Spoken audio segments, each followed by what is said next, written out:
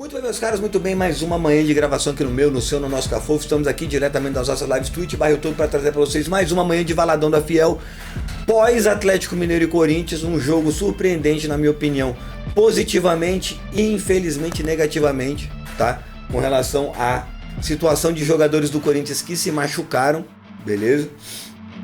Então nós vamos conversar sobre o jogo, sobre tudo que aconteceu de bom e de ruim nessa partida, né? Dar uma ênfase, infelizmente, novamente, a arbitragem sendo protagonista dos jogos do Campeonato Brasileiro, não só do Corinthians, o jogo do Grêmio foi escandaloso, o jogo do Flamengo e Palmeiras foi escandaloso, milhões de coisas escandalosas acontecendo durante o campeonato, né, nessa rodada, assim como todas as rodadas, né, tá cada vez mais ridículo, né, não tem por que ter VAR, não tem por que, basta ter uma casa de aposta envolvida, tá tudo certo, beleza? Então primeiro eu vou dar uma palhinha rápida sobre a situação política do Corinthians. Hoje tem votação do impeachment, né, do Augusto Melo. Já falei pra vocês, eu não tenho jogador de estimação, eu não tenho dirigente de estimação, eu torço pro Corinthians porque eu tenho uma história desde moleque com o Corinthians. Então essa é a parada que me ganha aqui nesse time, é a história que eu criei com ele, o apego emocional e só, tá?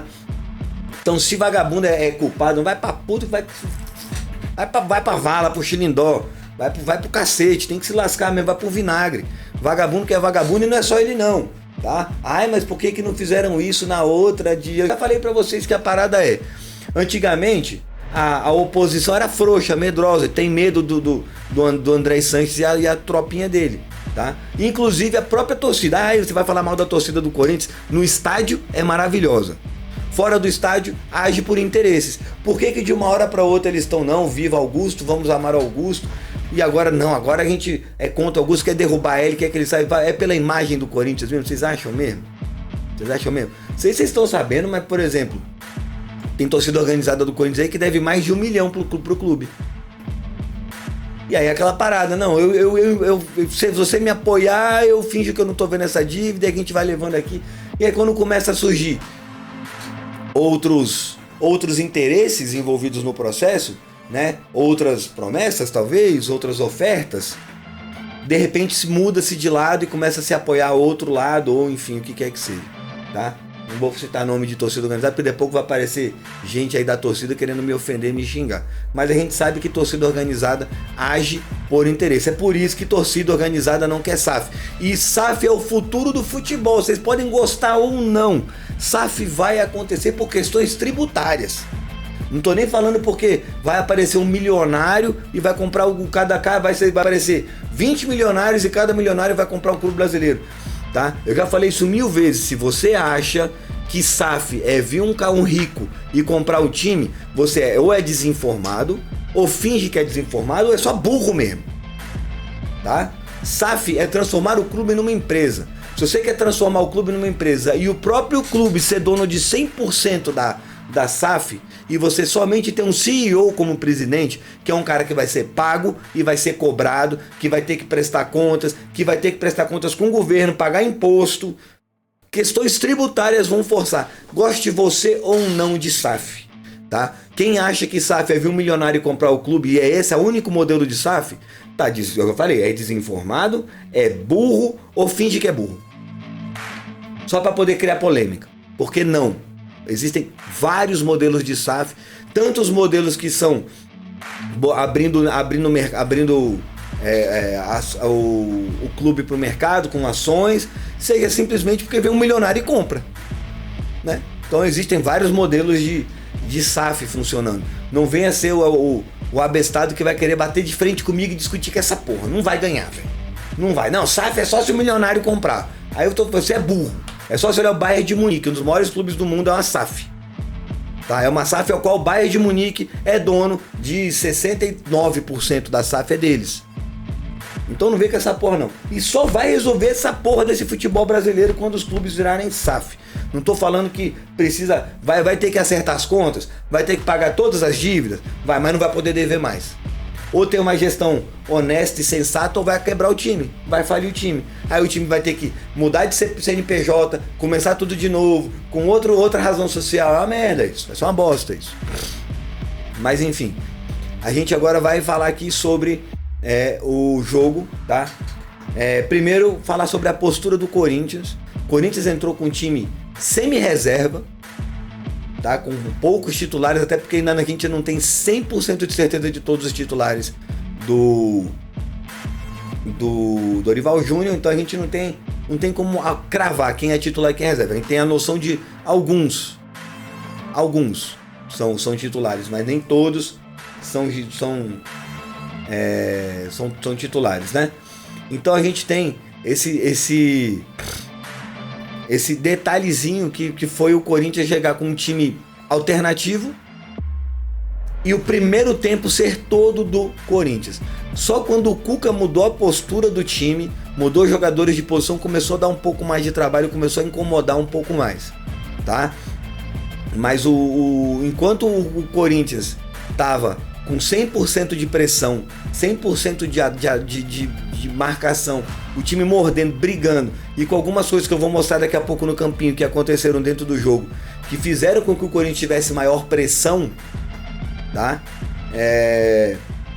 A gente conseguiu dominar o primeiro tempo, e no segundo tempo, dado certo momento do meio do jogo, do meio do segundo tempo pra frente, a gente equilibrou de novo as situações, mas porque a postura do Corinthians que veio do segundo tempo veio uma postura muito diferente da postura do primeiro tempo, e a gente vai conversar sobre isso também.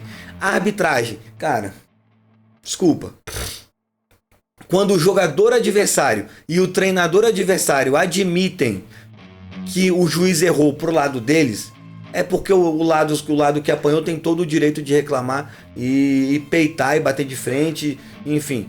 Porque foram erros brutais. Quando os dois times reclamam do árbitro, é porque o bagulho foi o caos completo e instaurado no jogo. Os dois times tiveram motivo de reclamar do árbitro. Por um monte de faltinha merda marcada, por falta de critério, o que quer que seja. Os dois times, tá? E aí, com o VAR sendo a muleta desses caras, o árbitro caga. Faz o que ele dá na cabeça. Eu acho que essa porra foi... Se o VAR chamar, tá ok. Se não toca o jogo, dane-se, né? Então é mais fácil agora a gente ter uma arbitragem eletrônica no VAR e ter um cara dentro de campo só pra cumprir o que o VAR tá falando, do que ter um cara dentro de campo pra botar regra no jogo. Porque se ele depende do VAR pra tudo... Então é o seguinte, todas as decisões do juiz agora tem que ser pautadas pelo VAR. Porque se a gente ficar contando com a boa vontade do juiz que tá cagando pro jogo, né? E pô, o que o Lianco fez no primeiro tempo, no segundo tempo ele ficou quietinho, ficou mansinho, né? Porque tava com cartão. Mas o próprio Lianco, na hora que ele fez a falta que era pra receber o segundo cartão amarelo do Hernandes, ele mesmo olhou pro Zé e falou: puta que pariu, fiz merda. Porque ele errou. Ele foi tentar um domínio de bola, errou, a bola escapou, o Hernandes pegou ele meteu a mãozona da cara pro peito do Hernandes. Você pode falar: não, a mão foi no peito. Se você para pra olhar. Cara, infelizmente eu vejo o futebol com a cara enfiada na televisão gigantesca aqui da sala. Tá sendo 65 polegadas e eu com a cara enfiada. Eu sei o que eu tô falando, eu vi de perto o lance. Tá? A mão do Lianco vai do olho até o peito do Hernandes. Pegou no olho do cara, ele caiu no chão com a mão no olho. Tá mentindo? Se foi aquele escarcel todo ou não, não sou eu que tô sentindo a dor. Mas pegou no olho do Hernandes e depois foi pro peito. Falta, cartão amarelo. Mas como o VAR só pode chamar se for pra vermelho, o juiz não tem a pachorra de falar: não, foi falta. Para tudo, falta, cartão vermelho pro Lianco. Não pode, porque na regra do VAR. Agora, pra desmarcar gol, pra foder um monte de time, porque o time... ocorreu uma falta lá no início da jogada que o juiz cagou. Aí o time vai lá, faz o gol. Não foi só o Corinthians, outros times já passaram por essa raiva também. Aí marcar essa falta que tira um gol, pode. Mas marcar a falta que vai excluir um jogador do time da casa, não pode. E a gente sabe que lá na casa do Atlético é duro. Porque todo mundo tem medo daquela porra daquele estádio lá que vagabundo entra, toca fogo, quebra os bagulhos. Tô mentindo? Olha aí a Copa do Brasil, Flamengo e Atlético Mineiro, o caos que foi. Aí todo mundo tem medinho. Aí é melhor ficar de boa, não vamos se meter nessa não. Deixa pra lá, a vida que segue. Poxa, eu prefiro ter o nome xingado do que ter o corpo linchado aqui no campo. Então é isso. O glorioso Klein, como sempre, o Corinthians nunca venceu um jogo com o Klein apitando. Maravilha, né? Fantástico, um dado fenomenal. Ou empatou ou perdeu, tá? Mas enfim, era pro Corinthians ter passado o jogo inteiro com um a mais. E a partir dos 30 e pouco do primeiro tempo, onde o Lianco deveria ter sido expulso, ele sabe, o Cuca também admitiu, não foi. Fora isso, teve mais jogadas bizonhas, né? Teve, por exemplo, o Romero foi bater boca com o jogador do Atlético, eu não me lembro quem tava no chão. O Lianco, né? O Lianco sofreu uma carga do Yuri, beleza. Aí o Romero mandou ele levantar, ele mandou o Romero tomar no cu, os dois começaram a discutir. Que adivinha quem tomou cartão? Lianco e Romero, só o Romero. O Lianco não tomou cartão. Tá aqui o cartão, o cartão dele eu vou mostrar pra vocês aqui agora, pra não dizer que eu tô mentindo, tá aqui, ó. Aqui, ó, cartão pro Romero. Aos 85. Tudo bem, era final do jogo e tal, mas, cara, qualquer vantagem que você possa tirar, ok. O Lianco já tinha amarelo. O Romero foi lá pra mandar ele levantar, porque ele tava enrolando, que ele tava mentindo, falando que o Yuri tinha feito falta nele. Realmente ele tomou uma carga, beleza. Os dois saíram batendo boca, discutindo, só quem tomou cartão foi o Romero. Por quê? Porque o juiz é frouxo. Esse Klein é frouxo, tá bom? Puta frouxo do caralho. Essa é a real, tá bom? Tá aqui as duas escalações. O Atlético Mineiro não jogou dessa forma, não jogou com o Scarpa mais aberto na direita, o Bernard mais aberto na esquerda e o Rony fazendo dupla de ataque com o Hulk, tá bom? Provavelmente quando o Cuca viu que o Corinthians vinha com 3 volantes, ele tentou botar mais atacante para abrir espaço entre volante e zaga, mas não deu certo, cara. Por quê? Porque o Corinthians fez uma pressão absurda, massacrou o time do Atlético Mineiro. Teve chance não só depois da expulsão, como o glorioso Thales Magno, horripilante Thales Magno. O cara fez magia de sumir com gol. Quem viu o jogo sabe o que eu tô falando. O gol que ele perdeu, o Ranieri fazia, o Félix Torres fazia, tá bom? E o glorioso Thales Mágico, o desaparecedor de futebol, conseguiu perder um gol assim dos mais perdidos da história. E eu também preciso falar de uma das, pelo menos o que os comentaristas falaram aí, uma das melhores, se não a maior defesa do Campeonato Brasileiro. Até então, a defesa do Hugo no chute do Rony, a queima-roupa, foi uma das coisas mais bizarras. O que eu comemorei nessa defesa tinha parecido um gol, tá? Foi tão absurdo que o Hugo Souza fez nessa defesa que precisa ficar registrado como uma das maiores. Você pode discordar porque é gosto, né? Mas uma das maiores defesas do ano, disparado, com certeza, foi essa do Hugo Souza, espetacular. Nota 1000 pro Hugo Souza nesse jogo. Aliás, não só isso, não só por essa defesa, mas por tudo que ele fez, tá? No jogo. E salvou o Corinthians aí mais umas 2 vezes aí. Foi espetacular. Vamos para a escalação do Corinthians agora. Essa escalação aqui que o Corinthians foi, que pegou todo mundo de surpresa. A gente achou que o Corinthians vinha com força máxima por estar jogando na casa do adversário, né? Mesmo que Memphis e Garro não viessem, mas a gente esperou Coronado. A gente achava que, já que o Angileri iria jogar, a gente achava que o André Ramalho iria jogar, né? Mas a formação do Corinthians foi uma formação meio alternativa, vai.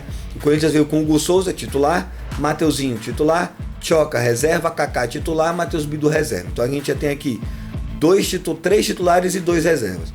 Ranieri, que a gente não sabe, pra mim ele é titular absoluto junto com o Martínez. Os dois têm que estar no time, mas o Dorival prefere o Maicon aqui atrás, pelo amor de Deus.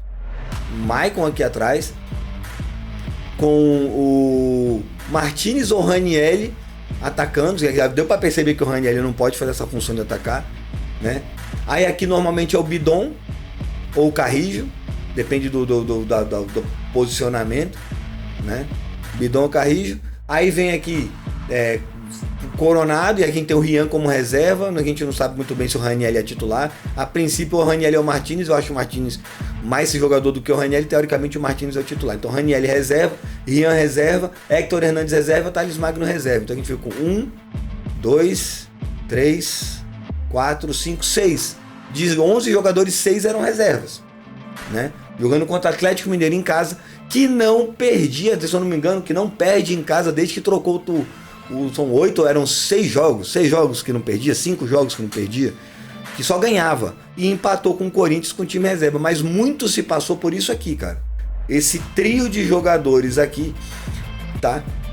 E aí eu acrescento o Thales Magno também, que entrou com vontade, horroroso, mas com vontade. Carrijo, que brigou muito pela bola, e o Héctor Hernandes.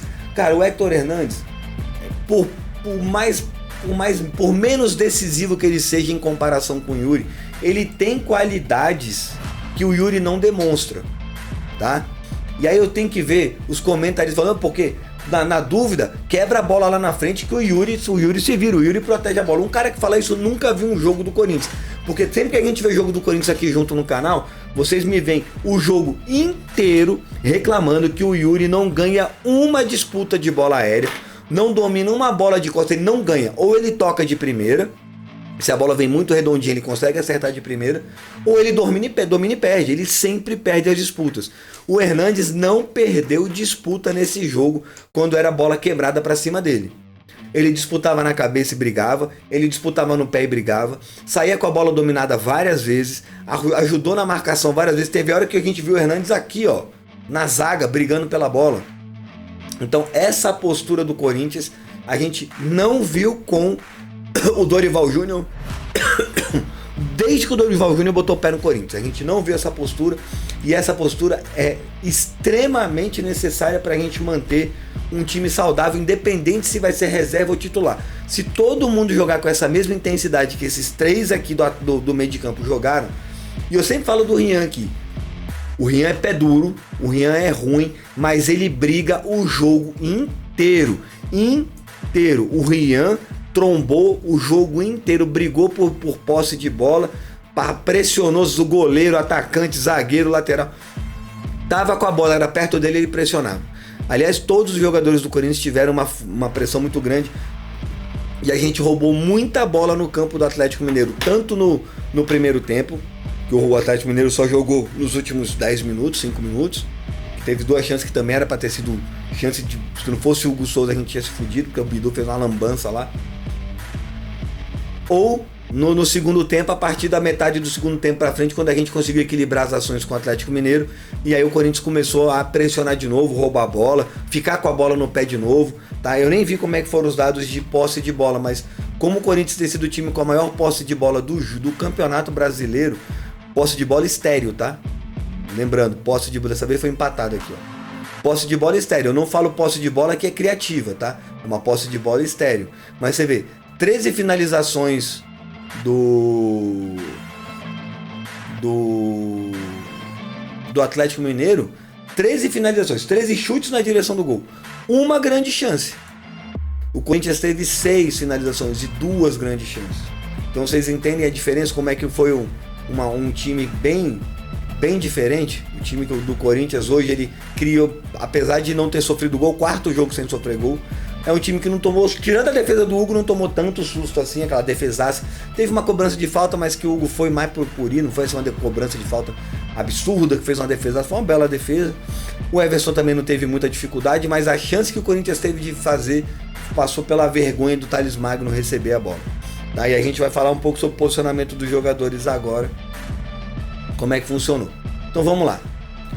O Corinthians durante toda a partida funcionou dessa forma defensivamente, tá? Com a linha bem alta essa linha aqui, ó, foi alta, tá? Kaká e Tchoka ficaram bem atrás, bem pressionando, não era aqueles jogadores que ficavam junto aqui, né, deixando o time bem comprimido, bem apertado para poder roubar a bola e sair jogando, né? Eles ficavam aqui meio que numa defesa. O Ranieri subia menos para pressionar agora. Rian, Martins, Carrijo e Thales Magno, Hernandes, Bidu e Mateuzinho pressionaram o primeiro tempo inteiro. Eu acho que no segundo tempo eles voltaram mais cansados, queriam se preservar, mas pressionaram o primeiro tempo inteiro. Isso aqui não dá para tirar o mérito de nenhum desses caras aqui, beleza? Nenhum deles. Todos pressionaram muito, todos brigaram pela bola, coisa que a gente não vê no Corinthians desde que o Dorival botou, desde a época do Ramon. Na época do Ramon já não tinha pressão, porque a estratégia do Ramon, em todo time que ele passa, é sempre essa: marcação baixa, rouba a bola, transição rápida. Foi por isso que Garro, Memphis e Yuri fizeram tantos gols e deram tanto trabalho ano passado. O time conseguia se defender aqui atrás, sair em velocidade, chegava no ataque rápido, com 2, 3 toques já era gol. Esse ano não conseguiu reproduzir porque os times já viram como é que o Corinthians jogava. Então a maioria dos times já estava jogando a segunda vez com o Corinthians, ou já tinha visto como era. Então já viu que se pressionar a saída de bola o Corinthians apertava. Se o time jogasse com um cruzamento na área, em vez de tentar chegar por dentro, era mais fácil. E aí o Corinthians começou a se ferrar nisso aí. E dessa vez o Corinthians corrigiu. Hoje, nessa partida, o Corinthians corrigiu. Tanto que o Atlético Mineiro quase não cruzou bola na área do Corinthians dessa vez, porque o Corinthians pressionou absurdamente o time no primeiro tempo, tá? E aí quando o Corinthians recuperava a bola, O Carrijo trocava de posição com o Martinez, beleza? O Mateuzinho subia pouco, mas o Bidu subia demais. E aí acontecia uma coisa, o Thales saía daqui. Ele virava um segundo atacante com o Hernandes, tá? O que facilitava muito, porque o Martinez chegava, o Rian fazia a proteção do Bidu aqui, o Carrijo centralizado armando o jogo. Não tão centralizado, mais à direita, mas ainda assim, toda a bola cravava no pé do Carrijo. Toda a bola do jogo cravava no pé do Carrijo antes de ir para algum lugar, tá? Então isso aqui ficou meio, essa foi meio que a formação do Corinthians durante a fase ofensiva. Aí quando na hora de defender, o Mateuzinho recuava, o Carrijo voltava por fora, o Martinez por dentro, o Thales abria na esquerda para marcar a lateral e fez isso, não dá para negar que não fez, e o Matheus Bidu voltava para compor a zaga. Então o posicionamento do Corinthians no ataque era muito legal, porque o Corinthians atacou com muita gente, era diferente de tudo que o Dorival tem feito até agora, né? Era um cara aqui dentro da área e o time aqui atrás dessa linha, né? Quantas vezes a gente já reclamou disso aqui? Que o time fica aqui, ó, trocando bola nessa região, troca para um lado, vai para o outro, vai para um lado, vai para o outro, volta para a zaga, vai para lá, não tem uma ultrapassagem, não tem um cara cortando por dentro, não tem. E dessa vez nesse jogo teve muita passagem do Martins para lateral, muita passagem do Bidu, e aí o Corinthians atacava com 4, 5 caras ao mesmo tempo. Deu trabalho, apesar de não ter tido, assim, muita efetividade na hora de finalizar, na hora de criar a última jogada, mas cara, o Hernandes, por exemplo, recebeu um cruzamento aqui. Até acho que se fosse o Yuri nessa cabeçada fazia o gol, né? O Hernandes recebeu um cruzamento do Carrijo que ele entrou meio que de peixinho assim, que ele jogou a bola muito para fora. Talvez fosse um Yuri, porque o Hernandes recebe a bola de costas melhor que o Yuri, não tem um terço da velocidade do Yuri. Recebe a bola de costas melhor que o Yuri, faz o pivô melhor que o Yuri, né? Briga, ele tem voltado para ajudar mais, até porque ele tá brigando pelo prato de comida dele. O Yuri tá com o prato garantido, ele precisa do dele, né? E agora, ainda mais com a lesão do Yuri, a gente vai conversar sobre a lesão do Yuri daqui a pouco. Eu vou mostrar para vocês aqui, eu esqueci de salvar essa imagem, eu vou botar para vocês por que a lesão, e por que a lesão não é tão grave quanto estão falando, porque o povo precisa de uma fazer um escarcel, fazer um auê, né? Nossa, a lesão foi gravíssima do Yuri. É uma lesão de recuperação lenta, não tem nada de gravíssimo, né? Grave pro clube, que vai ficar sem Yuri 3 meses, provavelmente. Mas não é grave pro jogador, ela é incapacitante, dói, é uma lesão dolorosa. Mas não é gravíssimo ao ponto dele ter que fazer uma cirurgia, ter que ficar sobre acompanhamento médico, como estão falando aí, que vai ser um bagulho gravíssimo. Eu vou mostrar pra vocês daqui a pouco, tá? Enfim. No segundo tempo, o Corinthians se portou diferente. O Thales Magno ficou aberto na esquerda, o Carlos na direita, metade do segundo tempo todo. O Corinthians se retraiu, parou de marcar sob pressão. Rian desceu, Martinez desceu, Carrijo aberto aqui, Thales Magno aqui. E o Hector Hernandes voltava quando precisava, mas ainda ficava aqui até a entrada do Yuri, né? Quem mais que entrou? Tá certo, borrão. Quem mais que entrou aqui, ó? Depois, ó. Entrou Yuri e Charles no lugar do Martinez. Eu não teria colocado o Charles, eu teria colocado o Bidon aqui, no lugar do Martinez. Tá? Não o Bidon, o Alex Santana, mas um jogador que tivesse mais participação no jogo, porque o Charles não fez absolutamente nada. Não fez uma disputa, não ganhou uma bola, não ganhou uma bola de cabeça, não ajudou no ataque. Às vezes o Charles aparecia no ataque, né, um pouco mais aberto pela direita. Cara, o Charles não fez absolutamente nada no jogo. Às vezes um Alex Santana que se movimenta mais, né, é mais brigador do que o Charles. O Charles ele é porradeiro, né? Ele gosta de dar umas porradas, mas ele não sai, por exemplo, para marcação com qualidade. Ele vai que nem uma vaca doida, né? Ou um Breno Bidon para trazer um pouco mais de qualidade para o meio de campo. Mas como o Dorival já cravou, Breno Bidon não é volante, Breno Bidon é meia, ele só ia entrar no lugar de um meia. Ou era do Thales Magno ou era do Carrijo. E foi o que aconteceu na substituição seguinte. O Romero entrou no lugar do Thales Magno, o Romero jogou bem, o Romero correu, brigou, pegava a bola lá na defesa e trazia para o ataque. O Bidon entrou para receber falta. A única coisa que o Bidon fez foi receber falta, não fez nada no jogo, não deu um passe, não deu um toque para trás, padrão, né, aquele joguinho burocrático do Bidon, mas ele recebeu muita falta, né? Como ele tem esse hábito de já dominar a bola abrindo para um dos lados, ele consegue se mexer bem, né? Ele acabou sofrendo muita falta. Uma dessas quase foi a expulsão do Rubens, que eu acho que deveria ter sido expulso, porque o cara entrou com calcanhar, descendo do tornozelo, mais ou menos da canela até o pé do Bidon. É porque não pisou no pé do Bidon. Mas o cara entrou muito na raivinha, muito na maldade, e na minha opinião tinha que ter sido expulso. Mas quem sou eu, né? Os árbitros do Campeonato Brasileiro sabem muito mais do que a gente de futebol. E depois entrou o Félix Torres no lugar do Mateuzinho, o Mateuzinho tava com um palmo de língua para fora, e para ajudar na proteção aqui. Tanto é que você vê que vários jogadores do Corinthians tiveram boas notas, apesar do SofaScore não ser a melhor das notas, tá? Isso aqui é tudo com base em número, mas sim, o Carrillo foi o melhor jogador do Corinthians, o Hugo Souza no mesmo nível do Carrillo para mais, tá? No campo foi o Carrillo, mas o Hugo Souza tem muito mais pro Corinthians. Bidu jogou bem, Thales Magno jogou horrorosamente mal, Rian merecia uma nota muito melhor do que essa, tá? 6.9, por quê? Porque é número. O Rian deu trabalho o jogo inteiro, o Hector Hernandes não merecia a mesma nota do Thales Magno. O Hector Hernandes fez absurdamente mais pro time do que o Thales Magno fez. Mas ele recebeu a mesma nota do Thales Magno, por quê? Porque ele tocou pouco na bola, mas ele marcou, ele brigou, disputou. Quando dominava a bola, era sempre, dominava já arranjando um passe, arranjando uma... Eu gostei muito da posição do Hernandes, da jogabilidade do Hernandes, tá? Não acho que ele vai ser o substituto do Yuri na lesão do Yuri, tá bom? E aí o time saiu até porque, vamos lá, substituições. Martínez saiu com uma dor parecida com a do Yuri, uma dor no quadril que incapacita ele de andar, tá?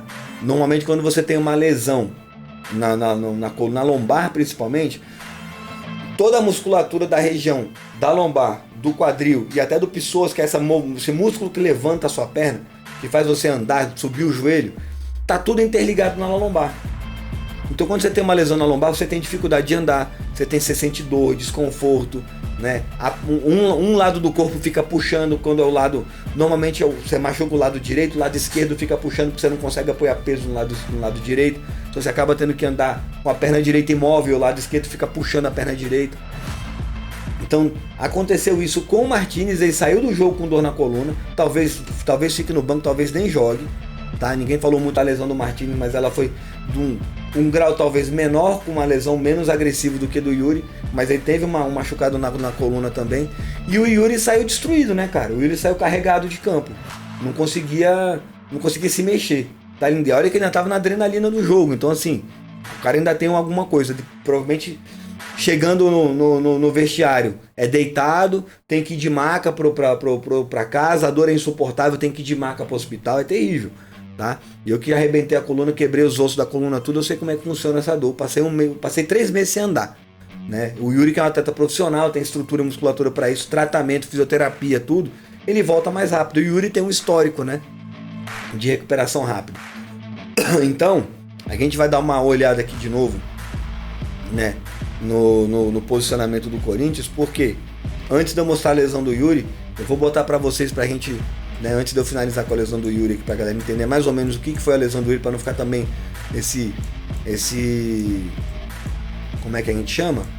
Essa sensacionalismo todo, tá? Com relação à lesão, como se tivesse sido uma lesão incapacitante que quebrou o cara, que o cara vai ficar, pode paralisar as pernas, pelo amor de Deus.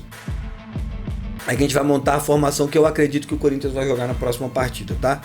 Com base no Dorival e não do que eu quero, com base no que o Dorival tem feito nesse time, tá bom? Vai ser o mesmo 4-1-4-1, tá? Infelizmente vai ser o Memphis isolado, não vai ver, vocês vão vendo. Vai ter que largar o Memphis isolado no ataque, ele odeia jogar assim. Vamos tocar o Tioca pelo André Ramalho, o André Ramalho ganhou a titularidade, é dele. Mateuzinho, se tiver condições, vai, senão provavelmente vai o Félix Torres no lugar, mas eu acho que o Mateuzinho fica. No lugar do Bidu veio o Angileri. Fabrício Angileri, cadê? O Angileri. Aí no lugar do Ranieri, infelizmente vai o Michael. Eu vou tirar aqui, ó, o Rian. E eu vou botar o Bidon. Eu acho que vai Bidon aqui nesse meio aqui. Eu não acho que ele vai botar Ranieri e Martínez de novo. Deveria. Ficou óbvio, ficou evidente que o Ranieri e o... Apesar de eu achar que ele não gostar do Bidon aqui, mas ficou evidente que pelo menos 2 marcadores de briga, de pancada, tem que ter nesse time, cara. Você não pode ficar com o Corinthians sem 2 marcadores de pressão. Martínez e Ranieri, Martínez e Ram, Martínez e Chay, Martínez e Alex Santana. Escolhe um, Ranieri e Alex Santana, Ranieri e Chay. Escolhe uma dupla. Um para marcar mais em cima e um para proteger a zaga. Ficou claro isso. Tá? Ele poupou o Breno Bidon, acho que o Breno Bidon vai acabar começando o jogo. Tá? No lugar do Thales Magno, ele deve botar o Romero. Eu acho que ele não vai botar o Coronado. Ele deve botar o Romero. Apesar de eu não gostar da ideia, eu tô falando o que eu acho que ele vai fazer, tá? Ele vai botar o Romero. E no lugar do Hernandes ele vai botar o Memphis. O Memphis vai começar o jogo. Já tá treinando de boa, eu acho que ele vai começar o jogo assim, tá? Essa deve ser a formação. Daí o Michael no lugar de um deles. Vou tirar o Martinez, saiu machucado. Não sei se ele vai jogar e vai botar o Bacon aqui, que eu acho horroroso isso aqui. Mas ele quer insistir com o Michael, ele quer salvar o Michael. O sonho da vida dele é botar o Michael pra salvar o Michael, botar o Michael pra jogar bola. Então eu acho que ele vem com essa formação aqui. Eu discordo, tá? Nem que você faça isso aqui, ó. Mas bota o Romero, bota 2 caras pra subir pouco. Ó, vocês dois aqui não é pra subir muito, é pra ficar protegendo aqui o meio de campo. Bidon, Carrijo, Memphis e Romero é pra brigar por cada centímetro de... Ou Coronado no lugar do Bidon. Eu não gostei, mas eu acho que ele vai Coronado. Ele vai com Bidon. Bidon e Carrijo, Memphis e Romero tem que brigar por cada centímetro de bola nesse ataque. Tá? Pra que a bola não passe do Michael e do Ranieri. Vai subir o Angileri, vai subir o Mateuzinho. Por que eu acho disso? Porque o Breno Bidon é um jogador que tende a jogar mais pelo meio. O Carrijo, ele joga melhor pelo meio, então você abre espaço para subida de lateral. Né? A gente já conversou sobre isso. Jogador que fica ocupando vaga de jogador aqui impede a capacidade do outro. Então se o Angileri quer passar e o Bidon tá aqui, né, ocupando esse espaço, ele não vai passar. Ele pode até ir pelo meio, mas não vai pela ponta.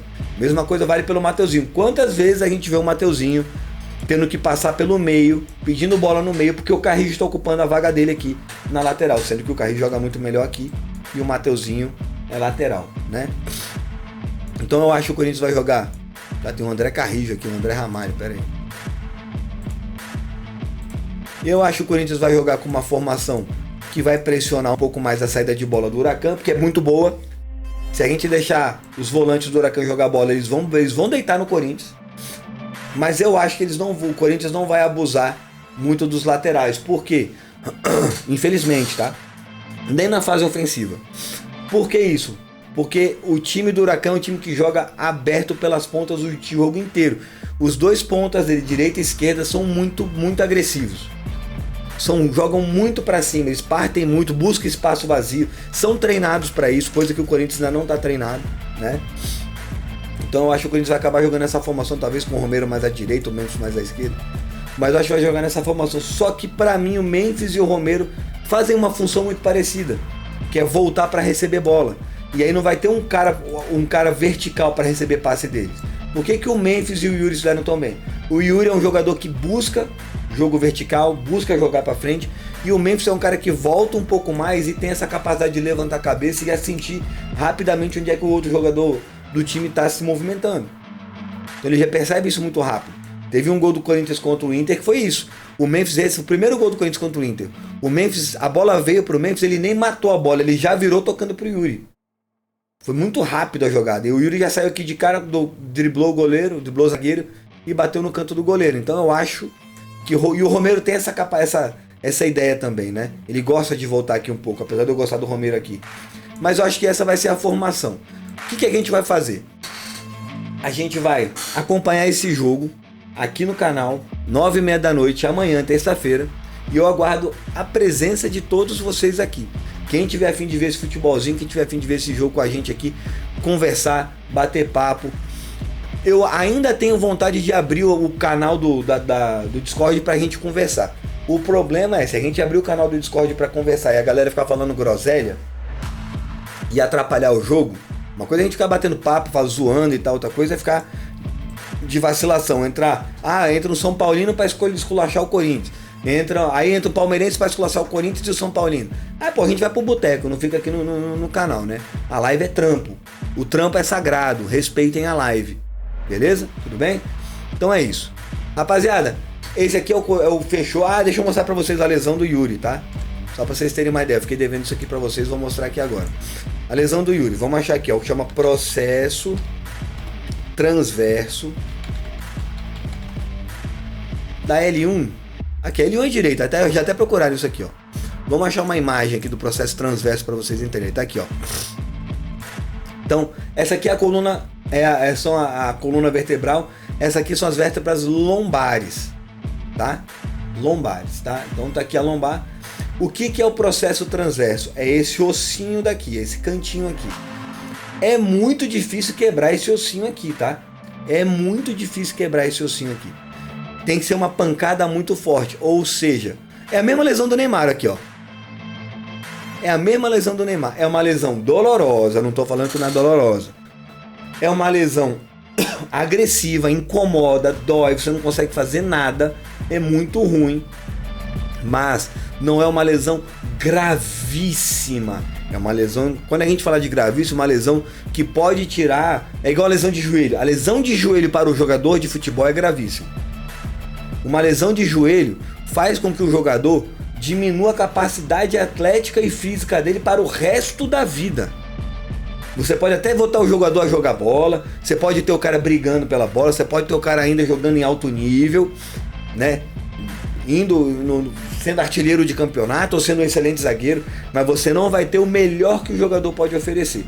Independente da cirurgia, da lesão, o cara, pelo menos psicologicamente, ele fica afetado, tá? Então a lombar, ela tem esse processo transverso aqui, ó, esse cantinho aqui. A pancada que o Yuri levou fraturou isso aqui. Uma fratura pode ser total, parcial, pode ser uma fissura, pode ser só uma rachadura, né? Tudo isso é considerado fratura. Então, o que aconteceu com o Yuri? Esse osso foi danificado. E o ruim disso aqui é porque musculatura do quadrado lombar, da sua lombar, os músculos da lombar, para ficar mais fácil, ficam comprometidos. A musculatura da perna, do músculo que levanta e desce, que sobe e desce a perna, que faz esse movimento com a perna aqui, ó, fica comprometido, tá? A estrutura do quadril fica desbalanceada, então, ou seja, se você não consegue, porque quando a gente caminha, o nosso corpo faz rotação, e essa musculatura apta a fazer essa rotação também tem inserções aqui no processo transverso. Então, lesionar o processo transverso, né, isso eu conversei com a minha esposa que é ortopedista, tá? Para saber se eu não estava enganado, para não falar besteira para vocês aqui também. E ela falou, é uma lesão que a recuperação é lenta, porque ela é incapacitante, você sente dor para fazer tudo, é ruim, é chato. Você não consegue ficar de pé direito porque dói, você não consegue sentar porque dói, você não consegue deitar porque dói ficar deitado, dói ficar em pé, é uma bosta. É tudo na base de analgesia para você reduzir a dor. Só que não é uma lesão cirúrgica, não é uma lesão que vai atrapalhar o futuro dele no futebol. Nada disso, nada disso. Depois que a inflamação passa, ele faz a fisioterapia para reabilitar o movimento. Volta-se à vida normal como se nada tivesse acontecido. Tá? Mesmo que tenha tido tipo essa daqui, uma ruptura aqui, ó. Quebrou aqui. Tá vendo? Quebrou. Mesmo com isso aqui calcifica depois, isso aqui sela depois, cicatriza, vida que segue, não vai atrapalhar, vai ter alguma adaptação anatômica do seu corpo e vida que segue. É diferente de fuder um joelho, você tem que abrir o joelho, fazer ligamento, aí um joelho fica mais frouxo que o outro, você não vai abrir os dois, fica desbalanceado, o corpo fica torto para um lado. Isso aqui não, isso aqui vai ter uma pequena adaptação anatômica, a musculatura vai acabar ficando mais retraída de um lado que do outro, nada que a fisioterapia não resolve. Então a lesão é mais grave para o clube que para o jogador. Para o jogador é muito desconforto, é ruim, você sente dor, você não consegue treinar, você não consegue fazer nada.